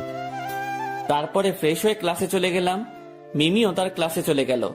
এইদিকে ক্লাসের মধ্যে রকি বলল, কিরে ভাই, কি হলো এটা? কোনটা? মিমি আপুকে পান দিলাম, তো তোকে বাঁশ দেওয়ার জন্য, কিন্তু সেটা তো হলোই না, উল্টো তুই মিষ্টিমুখ করলি। সবার কপালে সব জিনিস থাকে না, যেমন তোর কপালে ফারহানা নেই, আর যদিও থাকে তাহলে সেটার বাস আমি দিব। দোস্ত, এভাবে বলিস না, তাহলে আমি মরেই যাব। শালা, তখন আমাকে বাস দেওয়ার সময় এই কথা মনে ছিল না? সরি দোস্ত, আমি তো মজা করছিলাম। ওই মজাই আজ থেকে তোর সাজা। দোস্ত, এই কথা বলিস না। দেখ শালা, এখন কেমন লাগে? আমার বুকের বাম পাশে চিনচিন করছে। কথা বলছিলাম, তখন রুমে স্যার ঢুকলো। তারপরে ক্লাস শেষ করে বাইরে আসলাম। বাইরে বের হতেই রাজের ফোন আসলো। রাজ বলো। ভাইয়া ইমার্জেন্সি হাসপাতালে আসেন। কেন, কি হয়েছে? আগে আসেন, পরে বলছি। আচ্ছা, আসছি। তারপরে ফোনটা কেটে দিয়ে যেই বাইক নিয়ে আসতে যাব, তার আগেই মিমি আমার বাইক চেপে ধরলো। ওই, আমাকে রেখে কোথায় যাচ্ছ? ইমার্জেন্সি কাজ আছে, তাই যাচ্ছি। আমাকে ছাড়া আর কি এমার্জেন্সি কাজ আছে? আমিও যাব তোমার সাথে।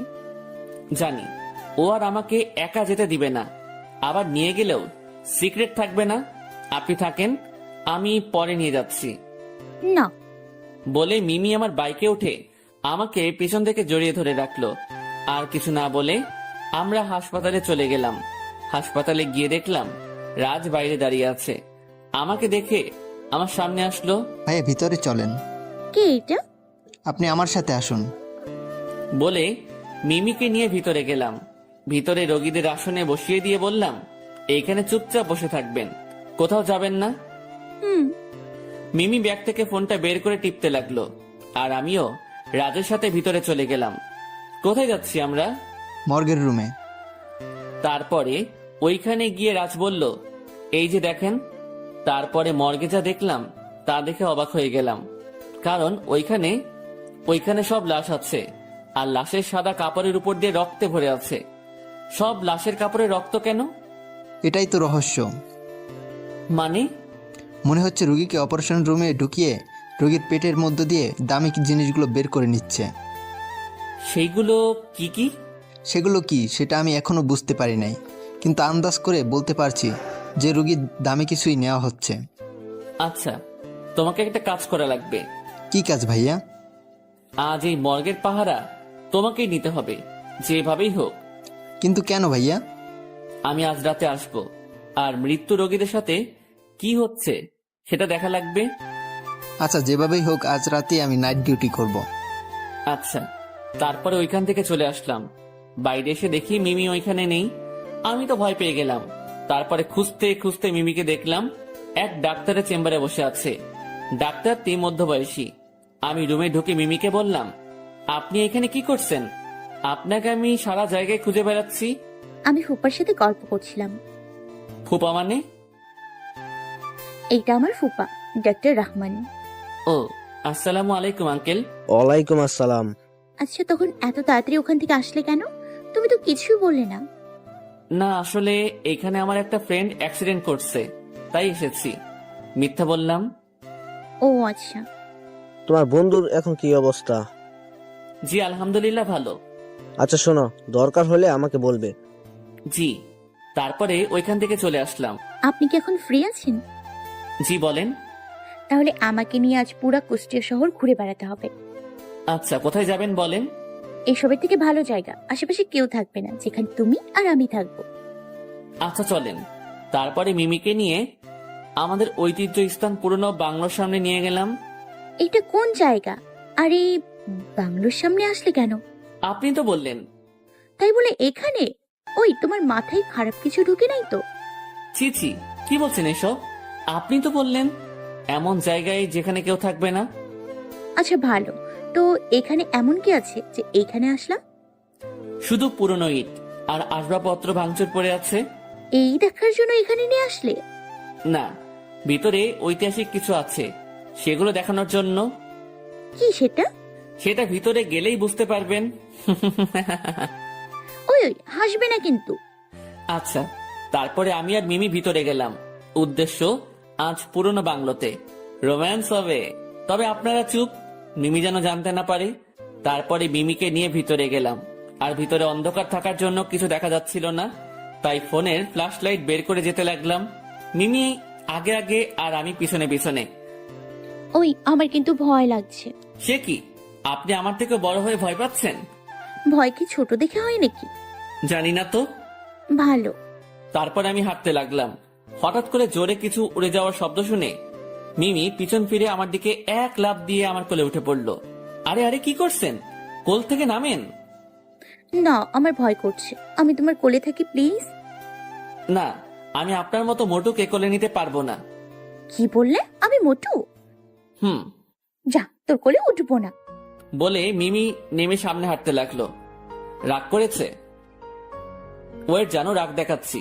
বলে লাইটটা অফ করে দিয়ে মিমি অনেকখানি দূরে চলে গেলাম। এইদিকে মিমি লাইট অফ করা দেখে ভয় শেষ। অন্ধকারে পিছনে হাতিয়ে আমাকে পেল না। মিমি আমাকে ডাকতে লাগলো। আমি কোনো জবাব দিচ্ছি না। মিমি এবার ভয় কাঁদতে লাগলো। মিমির কাঁদার আওয়াজ শুনে তাড়াতাড়ি লাইটটা জ্বালিয়ে দেই। মিমি আমাকে দেখে আমার দিকে দৌড়ে চলে আসে আর শক্ত করে আমাকে জড়িয়ে ধরে। মিমি এখনো কান্না করেই যাচ্ছে। আরে পাগলি, কান্না করছো কেন? আমি এই প্রথম মিমিকে তুমি করে বললাম। মিমি কোনো কথা বলছে না। কি হলো, কথা বলছো না কেন? জানো তোমাকে এইখানে কেন এনেছি? কেন? তোমার সাথে রোম্যান্স করার জন্য। আমার কথা শুনে মিমি আমার দিকে তাকালো। আমি এইবার আর কিছু না বলে মিমিকে জড়িয়ে ধরে কিস করতে লাগলাম। মিমি আমাকে ছাড়ানোর চেষ্টা করতে লাগলো, কিন্তু পারলো না। আমি কিস করে যাচ্ছি। বেশিক্ষণ পরে মিমিও আমার সাথে রেসপন্স দিতে লাগলো। আমি পিছনে, মিমি আগে। আমরা কিস করতে করতে এগোতে লাগলাম। হঠাৎ কিসের সাথে পা বেঁধে পড়ে গেলাম। মিমি নিচে আর আমি ওপরে, কিন্তু অদ্ভুত বিষয় আমাদের কারো লাগলো না। তাই আমি ফোনটা বের করে লাইট জ্বালিয়ে যা দেখলাম তা দেখে আমি আর মিমি পুরাই অবাক। কারণ আমরা যেখানে পড়েছিলাম সেটা ছিল ফ্রম, এক বিশাল বড় ফ্রম। কি এটা? মনে হচ্ছে এর নিচে কিছু আছে। হুম। আচ্ছা তুমি দাঁড়াও, আমি দেখছি। না না না, যদি খারাপ কিছু থাকে? আরে পাগলি, তুমি দাঁড়িয়ে থাকো, আমি দেখছি। তবে সাবধান। তারপর আমার ফোনটা মিমির হাতে দিয়ে ফর্মটা উঠিয়ে দেখলাম অনেকগুলো কার্টুনের প্যাকেট। কি এগুলো? আচ্ছা দাঁড়াও, দিচ্ছি। বলে প্যাকেট খুলে দেখলাম। এতগুলো ওষুধ এখানে কেন? সেটা তো আমিও বুঝতে পারছি না। আমার ভীষণ ভয় লাগছে, চলো এখান থেকে। দাঁড়াও, আচ্ছা এই ওষুধ যদি সরকারি হতো তাহলে এইখানে থাকতো না, আবার যদিও ভালো হতো তাহলে এইখানে থাকতো না। আমার মনে হচ্ছে এই ওষুধ ব্ল্যাক ওষুধ, আর এই ওষুধ মানুষের ভালোর জন্য নয়। সিয়াম চলো প্লিজ, আর এখানে থাকা যাবে না। মিমি আমাকে পিছনে থেকে ভয়ে আমার শার্ট ধরে আছে। আমি বুঝলাম মিমি ভয় পাচ্ছে, তাই আর ওখানে না দাঁড়িয়ে চলে আসলাম। আর আসার সময় ওষুধের একটা বক্স নিয়ে আসলাম। মিমিকে তার বাসায় নিয়ে গেলাম। কোথায় যাবে এখন? এই বক্সটা নিয়ে আমার ছোট কাকুর কাছে যাব। যেখানেই যাও ভালোভাবে যাবে। জি ম্যাডাম। ওই শোনো। মিমি আমার কপালে একটা কিস করে দৌড়ে তার বাড়ির মধ্যে চলে গেল। কি সাহসে বাবা, ওর বাসার সামনে ও আমাকে কিস করছে। কিন্তু এমন সাহস ওই বাংলোর মধ্যে কই ছিলি? তারপরে আমি হাসতে হাসতে ওইখানে থেকে চলে আসলাম কাকুর হাসপাতালে। দিয়ে দেখলাম কাকু তার রুমে বসে আছে। আসসালামু আলাইকুম কাকু। ওয়ালাইকুম আসসালাম। সিয়াম, তুমি এখন কিছু বলবে নাকি? জি কাকু, একটা ওষুধ দেখানোর জন্য এসেছি। মানে? এই যে। তারপর আমি ওষুধের বক্সটা কাকুর হাতে দিলাম। কাকু কিছুক্ষণ ওষুধের বক্সটা ভালো করে দেখে বলল, ওহ মাই গড, এই ওষুধ তুমি কোথায় পেলে? কেন কাকু, কি হয়েছে? আগে বলো, এই ওষুধ কোথায় পেয়েছো? একটা বাংলোর মধ্যে। তারপরে কাকুকে সব খুলে বললাম। এটা কি বিষাক্ত ওষুধ সেটা তুমি জানো? না, কি এই ওষুধ? এটা সাধারণত অপারেশনের সময় ব্যবহার করি। রোগী যখন অজ্ঞান থাকে তখন এই ওষুধটা রোগীর শরীরে ইঞ্জেকশনের মাধ্যমে দেওয়া হয়। শরীরে গেলে কি হয়? যে রোগী শরীরে দেওয়া হয় সেই রোগীর সাথে সাথে ওইখানেই মারা যায়। কিন্তু এটা করে তাদের লাভ কি? তাদের অনেক লাভ আছে। রোগীর কিডনি, কলিজা, হৃৎপিণ্ড, চোখ আরো অনেক কিছু পাওয়ার জন্য। মানে? মনে হচ্ছে ওই ওষুধ দেওয়ার পর রোগী মারা যায়, কিন্তু রোগীর এইসব জিনিসগুলো এক সপ্তাহ ঠিক থাকে। হোয়াট? কি বলছেন কাকু এইসব? যা সত্যি তাই বলছি। আমি অবাক হয়ে গেলাম। তার মানে অপারেশন রুম থেকে বের হয়ে রোগীর পরিবারকে বলে রোগী মারা গেছে আর রোগীকে নিয়ে মর্গে চলে যায়। এমনি হবে হয়তো। তার মানে আমি শিওর এটা কোনো হাসপাতালে হচ্ছে। তুমি কিভাবে জানলে? তারপরে কাকুকে সব খুলে বললাম। তাহলে আমাদের এখনই আইনের কাছে সাপোর্ট লাগবে। কিন্তু এখনো দেরি আছে। মানে আমি দেখতে চাচ্ছি এদের লিঙ্ক কত বড়। আচ্ছা, যাই করবে সাবধানে। আর একটা কথা, যত তাড়াতাড়ি সম্ভব শুরু করো, না হলে সাধারণ মানুষ ওইখানে গেলে শুধু মরতেই থাকবে। জি কাকু। তো মিস্টার সিআইডি সিয়াম, আমাদের বাসায় আর যাওয়া হয় না কেন? আসলে কাকু অনেক ব্যস্ত থাকি তো তাই। তোমার কাকি তোমাকে যেতে বলেছে? আচ্ছা, একদিন সময় করে যাব। আচ্ছা। তারপরে ওইখান থেকে চলে আসলাম আব্বুর কাছে, মানে পুলিশ স্টেশনে। আব্বুর রুমে ঢুকে দেখলাম আব্বু নেই। থুক্কু, এখন আব্বু বলা যাবে না। তারপরে হাবিলদার চাচাকে জিজ্ঞাসা করলাম স্যার কোথায়। হাবিলদার চাচা বলল স্যার ভিতরে আছে। তাই আমিও ভিতরে গিয়ে দেখলাম একটা ছেলেকে উড়ুধুরু পিটাচ্ছে। স্যার ওনাকে এভাবে মারছেন কেন? তারপরে স্যার যা বলল তা শুনে পুরাই অবাক হয়ে গেলাম। কি হয়েছে স্যার? ওনার কাছে একটা ডোজ পেয়েছি। কি ডোজ? এটা এমন এক ভাইরাস যেটার যদি মুক্ত জায়গা বা পানির মধ্যে দেওয়া যায় তাহলে এই মারাত্মক ভয়াবহ বিষ পান করলে বা নিঃশ্বাসের সাথে মিশে গেলে মানুষ সাথে সাথেই মারা যাবে।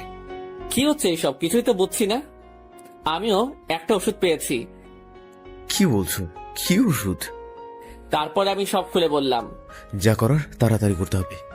এইভাবে চললে কিছুদিনের মধ্যে সারা দেশের মানুষ ধ্বংস হয়ে যাবে, আর বেঁচে থাকবে না, কেউ বেঁচে থাকবে না। আর ডাক্তারদের কিংবা আইনের প্রতি কারো বিশ্বাসও থাকবে না। জি, যত তাড়াতাড়ি সম্ভব আমি দেখছি। Okay sir. তারপরে স্যার চলে গেল। এইদিকে আমি ওই লোকটির সামনে গেলাম। লোকটি আমার থেকে বড়, আব্বুর বয়সী, তাই আঙ্কেল বলেই ডাকলাম। আঙ্কেল, আপনি সত্যি করে বলেন তো এই ভাইরাস কোথায় পেয়েছেন? জানি না। দেখেন, আপনি এই দেশের নাগরিক, আমরাও এই দেশের নাগরিক, আর আপনি আমি কেউ চাই না যে আমাদের দেশের ক্ষতি হোক। কিন্তু আমি এখন চাই। কিন্তু কেন? এই দেশের নাগরিক হওয়ার জন্য আজ আমি নিঃস্ব হয়ে গেছি। কিভাবে? আজ থেকে 10 বছর আগের কথা।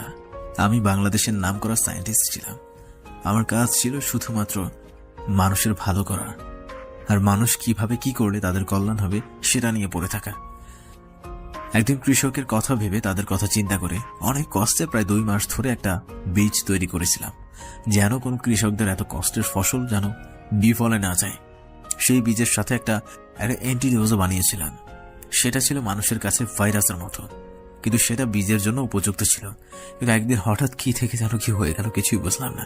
আমি বাসা থেকে ল্যাবে গিয়ে দেখলাম সবকিছু এলোমেলো হয়ে আছে, সবকিছু ভেঙে পড়ে আছে। কিন্তু তার থেকে বেশি অবাক হলাম, আমার ফর্মুলা একটাও নেই।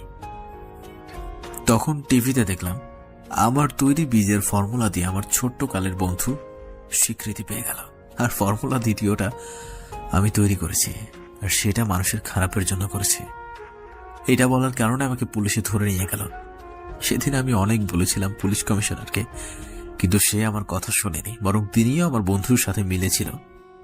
তখন থেকে আমি প্রতিজ্ঞা করি যে আমি আর কারোর ভালোর জন্য কিচ্ছু করব না। এমন কিছু করব যেটার জন্য এই দেশের সবার ক্ষতি হয়।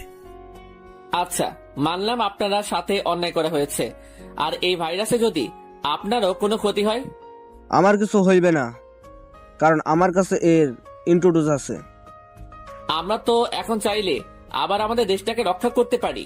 সেটা কি করে করব? করেও কি আমার আগের দিনগুলো ফিরিয়ে আনতে পারবো? না, তবে সরকার থেকে পুরস্কারের ব্যবস্থা করে দিব। সত্যি? কিন্তু আমার এই ফর্মুলার দ্বিতীয়টা নিয়ে নেয় আমার ওই বন্ধু। তাহলে এখন কি হবে? আমার কাছে ইন্ট্রোডোজ আছে, সেটা দিয়ে আমি সবকিছু ঠিক করতে পারবো। তাহলে এখনই চলেন। তারপরে চলে গেলাম তার সেই বন্ধুর কাছে, আর তাকে পেয়েও গেলাম। ওই লোকটিকে দেখার সাথে সাথে আমার সাথে আসা লোকটি ওর কাছে দৌড়ে গিয়ে একটা ঘুষি মেরে তাকে মাটিতে ফেলে দিল। এই বছরের রাত তার জন্য। কিন্তু ওনাকে কিছু করতে দিলে হবে না, যা করার আমাকেই করতে হবে। আমি ওনার সামনে গিয়ে বললাম, আপনি এই দেশের মানুষ হয়ে এত জঘন্য কাজ কিভাবে করতে পারলেন? দেশ দেশ দিয়ে কি করব? আজ রাতে আমরা এই দেশ ছেড়ে চলে যাব। লজ্জা করে না এই দেশের নাগরিক হয়ে এই কথা বলতে? নাগরিক হয়ে কি করব? এই দেশের বিনিময়ে পেয়েছি কোটি কোটি টাকা। এতদিন শুধু স্বপ্নই দেখে গেছেন, আজ বুঝবেন এই দেশে সচেতন নাগরিক কি করতে পারে। তুই একটা পিচ্চি পোলা হয়ে আমাদের কি করবি? দেশ রক্ষা করতে ছোট বড় দেখা লাগে না, দেশের প্রতি মায়া, মমতা, ভালোবাসা আর দায়িত্ব থাকলেই হয়। এইসব দিয়ে তুই কিছুই করতে পারবি না। বলেই ওই লোকটা পিস্তল বের করে আমাদের দিকে গুলি মারলো। আমি বসে পড়াতে আমার কিছুই হয়নি, কিন্তু আমার পিছনে আমার সাথে আসা সেই লোকটির হাতে গুলি লাগে আর সে ওইখানে বসে পড়ে। এটা দেখে আমার মাথা চরম পর্যায়ে চলে গেল। আমিও পেছন থেকে পিস্তলটা বের করে ওর পায়ে গুলি করলাম। ওর পায়ে গুলি লাগতেই ও চিৎকার করে বসে পড়লো। আমি ওই লোকটির কাছে দৌড়ে গিয়ে টেনে একটা চড় দিলাম। যতই আমার বড় হোক, কিন্তু আইনের কাছে অপরাধী সমান। যাই হোক, তারপরে তাদের হাসপাতালে নিয়ে ভর্তি করিয়ে দিলাম আর বাইরে করা সিকিউরিটি দিয়ে রাখলাম। এইদিকে রাত হয়ে গেল। রাত 11টার পরে হাসপাতালে একটু নির্জন হয়ে গেল। সেই সুযোগে আমি হাসপাতালের ভিতরে গিয়ে রাজকে সাথে নিয়ে মর্গে গেলাম। মর্গের সামনে আসতে, রাজ তুমি এইখানে দাঁড়িয়ে থাকো, আমি ভিতরে গিয়ে দেখে আসছি। ওকে ভাইয়া। আর কেউ আসলে আমাকে আগে বলে দিবে। জি ভাইয়া, আপনি যান। তারপরে আমি ভিতরে চলে গেলাম। ভিতরে লাইট বের করে একটা লাশের শরীরের চাদর খুলে দেখলাম। তার সারা বুকে সেলাই করা আর সারা শরীরে রক্ত বেঁধে আছে। আর চোখের দিকে তাকিয়ে দেখলাম চোখও নেই। এইটা দেখে কি করবো সেটা বুঝতে পারছি না। ওইখানে আর না থেকে বাইরে চলে আসলাম। কি হয়েছে ভাইয়া, এখন কি করবেন? আর বসে থাকা যাবে না, অনেক হয়েছে আর নয়। তুমি এখনই এইখানে গিয়ে এইগুলো নিয়ে পাশের হাসপাতালে নিয়ে আসো। জি ভাইয়া। তারপরে রাত চলে গেল আর আমিও পাশের হাসপাতালে চলে গেলাম। ওনাদের কাছে কেবিনে ঢুকে দেখলাম পরে ধরা লোকটি বসে বসে আপেল খাচ্ছে। আমাকে দেখে বলল, আরে ছোট বাবা, তোমাকে তো খুঁজছি। ইস, এখানে ভর্তি করে আমাকে খুব ভালো করেছো। লোকটি হাসতে হাসতে বলল। এইটা দেখে আমার মাথা পুরো আগুন হয়ে গেল। আশেপাশে তাকিয়ে দেখলাম কিছু নেই। তখন আমার পিছনে থাকা পিস্তলটা বের করে পিস্তলের উল্টা পিঠ দিয়ে তার মাথার উপর বসিয়ে দিলাম। ওর মাথা বাড়ি দেওয়ার সাথে সাথে ওর মাথা ফেটে রক্ত বের হচ্ছে। এর মধ্যেই রুমের মধ্যে নার্স ঢুকলো। এ কি করছেন? রুগীর সমস্যা হবে তো। কিছু হবে না। কে আপনি? বলে যে চিৎকার করতে যাবে তার আগে আমি বললাম, ওই চুপ, একটা শব্দ করলে এটা দিয়ে মাথার খুলি উড়িয়ে দিব। পিস্তলটা ওই নার্সের মাথায় ধরে বললাম। পিস্তল দেখে নার্সের মুখ দিয়ে কোনো কথা বের হচ্ছে না, বরং ভয় কাঁপতে লাগলো। এবার আমি ওই লোকটিকে বললাম, এবার বল তোর সাথে থাকা পার্টনারের নাম। মরে গেলেও বলবো না। তোকে তো বলাই লাগবে, আর তোর সাথে যে থাকে সে যে পাশের হাসপাতালের কোনো ডাক্তার, এটা ভালো করে জেনে গেছি। শুধু জানিস পাশের হাসপাতালের কেউ, কিন্তু কে সেটা তো জানিস না। লোকটির হাসা দেখে আবার মাথা গরম হয়ে গেল। একে দেশে নাগরিক হয়ে এসব করে বেড়াচ্ছে, আবার মানুষের জীবন নিয়ে খেলছে। নার্সের হাতে দেখলাম অপারেশন প্লেট। ওর ভিতর থেকে কেঁচো আর ইঞ্জেকশন নিয়ে ইঞ্জেকশনটা ওর হাতের মধ্যে ঢুকিয়ে দিলাম আর কেঁচোটা ওর গালের মধ্যে ঢুকিয়ে দিলাম। সাথে সাথে তার গাল ফুটো হয়ে কেঁচো বেরোতে চলে গেল। লোকটি গোংরাতে লাগলো। এটা দেখে নার্স ঠাস করে ওইখানেই পড়ে গেল। এবার বল বলে আবারও একটা কেঁচো হাতে নিলাম। বলছি বলে ওই লোকটি সব খুলে বলল। আমি শুনে ওইখানে আর না থেকে আব্বুকে ফোন দিয়ে বললাম এই হাসপাতালে আসতে, বলে আমি চলে গেলাম। এইদিকে হাসপাতালে গিয়ে ওই ডাক্তারের কেবিনে গেলাম। আরে শ্যাম, তুমি কেমন আছো? আমি কোনো কথা বললাম না। পাশে একটা কাঠের চেয়ারে পড়েছিল, ওইটা তুলে মাথার উপরে একবারই বাড়ি দেওয়ার সাথে সাথে উনি জ্ঞান হারিয়ে ফেলেন। রুমের ভিতরে শব্দ শুনে বাইরে থেকে সিকিউরিটি গার্ড ভিতরে আসলো। ওই কে আপনি? ওই কোনো কথা হবে না, বেশি কথা বললে সবাইকে এইখানে শুয়ে রাখবো। আমি পিস্তল বের করে বললাম। আমার পিস্তল দেখে সবাই পিছনে সরে গেল। কিছুক্ষণের মধ্যে আব্বু চলে আসলো। আব্বুকে সব খুলে বললাম। তারপরে ওনাকে নিয়ে গেল। আমার ভালো না লাগার কারণে আমি বাসায় চলে আসলাম। এইদিকে রাতে কিছুতেই ঘুম আসছে না। মিমির বাসার উদ্দেশ্যে রওনা দিলাম। রাত তখন 12টা বাজে। আমি মিমির বাসার সামনে গিয়ে কলিং বেল বাজাতেই দরজা খুলে দিল। আরে সিয়াম বাবাজি, এত রাতে? আসলে মিমির আব্বু আর আমার আব্বু ছোটকালের বন্ধু, আর তারা অনেক আগে থেকে আমাদের বিয়ে ঠিক করে রেখেছিল। আমরা সেটা জানতাম না, কিছুদিন আগে আমি জেনেছি। মিমি এখনো জানে না। জি আঙ্কেল, মিমি কোথায়? ও তো আর রুমে ঘুমাইতেছে। কালকে সবাই আমার বাসায় চলে আসবেন। কালকে আমরা বিয়ে করছি, আর এখন আমি ওকে নিয়ে গেলাম। কিন্তু? কোনো কিন্তু নয়। তারপরে মিমি রুমে ঢুকে ওকে কোলে তুলে নিয়ে চলে আসলাম। ছেলেটির ভীষণ সাহস, না হলে কি এইভাবে তার পরিবারের সামনে এইভাবে তার মেয়েকে কুলে তুলে নিয়ে যেতে পারে? দেখতে হবে না জামাইটা কার? থাক, আর বলতে হবে না। এইদিকে আমি মিমিকে আমার রুমে নিয়ে গিয়ে আমার বেডের উপরে আমার বুকের উপর শুয়ে রাখলাম। ইস, এখন কি শান্তি। মিমি এখনো ঘুমাচ্ছে, আমিও মিমিকে জড়িয়ে ধরে ঘুমিয়ে পড়লাম। এইদিকে ভোর রাতে মিমি চোখ খুলে দেখে সে যেন কার বুকের উপর শুয়ে আছে। সে প্রথমে ভয় পেয়ে গেল, যেই চিৎকার দিতে যাবে তার আগেই আমার মুখ প্রথমে ভয় পেয়ে গেল। মিমির অবাকের চেয়ে বেশি খুশি হয়েছে, আর কিছু না বলে আমাকে জড়িয়ে ধরে আবারও শুয়ে পড়লো। তারপরে আর কি, দুই পরিবারের মতে আমাদের বিয়ে হয়ে গেল। কিন্তু সেই দিন রাতের কাহিনীটা মিমির কাছে অজানাই রয়ে গেল। তাতে আমার কি, আমি তো তাকেই বউ হিসেবে পেয়েছি, আমার একমাত্র সিনিয়র বউ, যে সবকিছু আমাকে শিখাবে। এই যে বর সাহেব, এত না হেসে সেই দিনের ঘটনা খুলে বলেন। সেটা তো বলা যাবে না। প্লিজ প্লিজ বলো না, খুব শুনতে ইচ্ছে করছে। সেটা না হয় পরবর্তীতে শুনবে। ঠিক আছে, তাহলে বলতে হবে না কিন্তু। প্রমিস। তাহলে আমাদের ভালোবাসাটা হলো সিনিয়র বউয়ের ভালোবাসা।